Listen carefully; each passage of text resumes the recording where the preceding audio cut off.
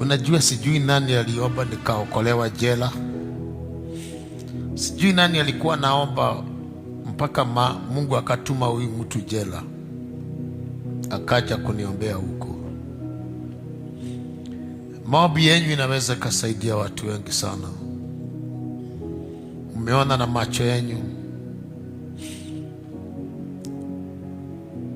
Petro alikuwa amewekwa gerezani na kanisa likaomba kwa ajili yake. The power of prayers. The power of prayers.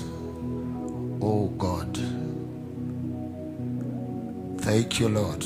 My last breath is in your hands, Lord. Consider. I am a matuman.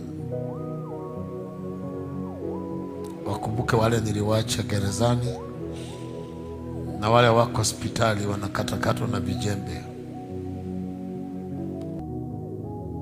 Ukisimama hapa ukiomba,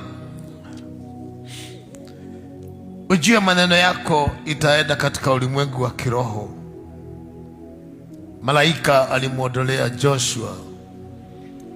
Usiku wa leo nilikuwa naita malaika wangu, nikasema malaika wa Joshua, malaika wa Petro, malaika wa Paulo,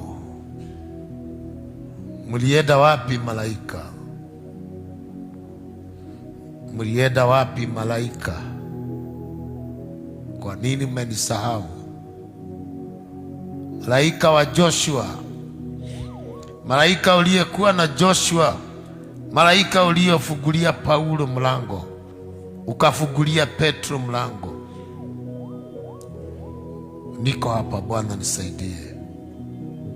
The church was praying earnestly. Kanisa lilikuwa linaomba kwa sababu ya Petro. Kuna watu ambao hawajakula hata baraka zao one day. Wamezaliwa katika hali ya kuhangaika. Mama yake ameishi kuhangaika. Baba yake ameishi kuhangaika. Unaweza ukamsaidia huyu mtu tu ukijua position yako. Ukisimama hapa, usisimame sababu ya gari, sababu ya nyumba. Usimame tu, mwambie Rabii,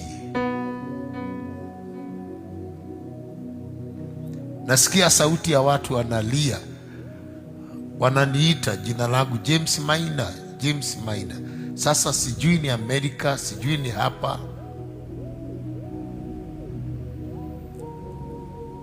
Wanaitana tu kwa sababu kila mtu anakuja anawapita.